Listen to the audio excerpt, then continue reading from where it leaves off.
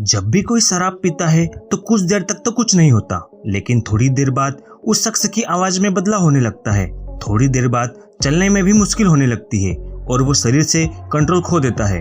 कभी आपने सोचा है कि आखिर ऐसा क्यों होता है और क्यों थोड़ी देर बाद शराब असर दिखाना शुरू करती है? ऐसे में जानते हैं कि शराब जब आपके शरीर में जाती है तो क्या क्या असर दिखाती है, और साथ ही जानेंगे कि आखिर शराब का शरीर में क्या असर होता है। तो वीडियो को अंत तक जरूर देखें। शराब या फिर कहे अल्कोहल एक तरल पदार्थ होता है जिसे फलों, अनाज और कुछ सब्जियों को सड़ाकर बनाया जाता है। जहां इन चीजों से खमीर उठाकर अल्कोहल तैयार की जाती है। इस प्रक्रिया के दौरान एक रसायन का जन्म होता है जिसे इथेनॉल कहते हैं। हालांकि शराब बनाने के लिए कुछ अन्य चीजों का भी इस्तेमाल किया जाता है। जब आप शराब पीते हैं तो ये आपके पेट और आंतों से होते हुए खून में पहुंचती है। खून तेजी से शरीर के सभी हिस्सों से होता हुआ मस्तिष्क में पहुंचता है और अल्कोहल होने के कारण आपको नशे का एहसास होता है। जैसे ही शराब का एक घुट पीते हैं वो आपके अंदर जाते ही शरीर पर असर डालने लगता है। अल्कोहल सबसे पहले पेट में गैस्ट्रिक एसिड बनाता है और पेट की म्यूकस लाइन में सूजन पैदा करता है। इसके बाद आते अल्कोहल सोखती है और उसके बाद वे विंग के जरिए लीवर तक पहुंचता है। लीवर बहुत ही करीब होता है, ऐसे में इस बात की संभावना ज्यादा होती है कि यह पेट से सीधे लीवर में पहुंच जाता है। अल्कोहल पीने के बाद लगभग 20% आपके पेट से होते हुए खून में चला जाता है। इसका बाकी हिस्सा छोटी आंतों से होते हुए खून में मिल जाता है। अगर आपके पेट में खाना है तो शराब काफी समय तक रहेगी, लेकिन अगर आपने खाना नहीं खाया हुआ है तो काफी तेजी से आपके खून में मिल जाएगी, और जितनी ज्यादा शराब आपके खून में मिलेगी उतना ज्यादा आप नशे में रहेंगे। इसके बाद लीवर बहुत सारे अल्कोहल को नष्ट कर देता है और शरीर पर होने वाले इस प्रभाव को कम कर देता है। लेकिन जिन तत्वों को लीवर तोड़ नहीं पाता है वो सीधे दिमाग तक पहुंच जाते हैं। ऐसे में कुछ ही मिनटों में शरीर के पेट का असर मस्तिष्क पर होने लगता है। अल्कोहल सेंट्रल नर्वस सिस्टम को प्रभावित करता है। इसके बाद नर्वस सिस्टम के कनेक्शन को तोड़ता है, जिसके बाद ये कोशिकाएं बहुत ही सुस्ती से काम करना शुरू कर देती है।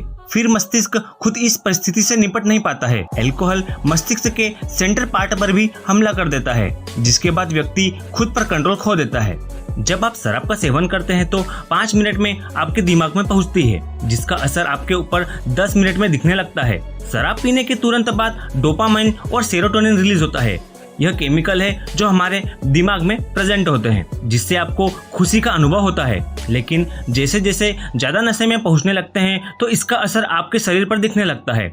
ऐसे में आपको चक्कर आने लगता है और धुंधला दिखने लगता है और आप बात करने में भी हिचकिचाने लगते हैं। बता दें कि शराब पीने से लीवर पर काफी असर पड़ता है और लीवर अपना काम ठीक से कर नहीं पाता। खास बात यह है कि लीवर में दर्द नहीं होता है और शराबी को पता नहीं लगता कि उन्हें क्या दिक्कत है। इसका पता तभी लगता है जब वो जांच के लिए डॉक्टर के पास जाते हैं। इसलिए ज्यादा अल्कोहल पीने वाले लोगों को ऐसी जांच करवानी चाहिए। शराब का बुरा असर किडनी पर भी पड़ता है। एक रिपोर्ट के मुताबिक शराब पीने से दिमाग उन हार्मोन्स को प्रभावित करता है जो किडनियों को अधिक मात्रा में यूरिन बनाने से रोकता है। इसी वजह से शराब पीने पर बार बार पेशाब के लिए जाने की जरूरत महसूस होती है। लंबे समय तक ऐसी स्थिति रहने पर किडनी खराब भी हो सकती है। शराब का ज्यादा सेवन आपकी प्रतिरोधी क्षमता को कमजोर करता है और इसके चलते निमोनिया और टीबी होने का खतरा बढ़ जाता है। शराब के सेवन से यौन व्यवहार में रिस्क लेने की संभावना बढ़ जाती है और HIV और दूसरी संक्रमित बीमारियों का खतरा भी बढ़ जाता है। गर्भावस्था में शराब सेवन से शिशु की ग्रोथ प्रभावित होती है। शराब सेवन से कम 200 बीमारियां होने का खतरा होता है। इनमें से 30 तो केवल शराब पीने से ही होती है, लेकिन सीमित मात्रा में शराब के सेवन से फायदा होता है।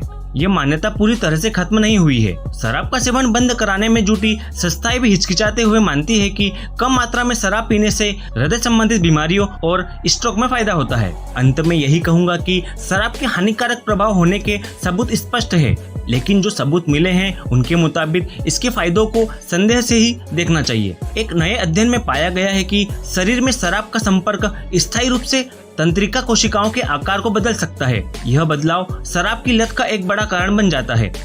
आपने शायद न्यूरॉन्स का नाम जरूर सुना होगा। यह हमारे मस्तिष्क की सबसे छोटी और महत्वपूर्ण इकाई होती है। बाहरी दुनिया के संदेश दिमाग की इसी इकाई से संबंधित होते हैं।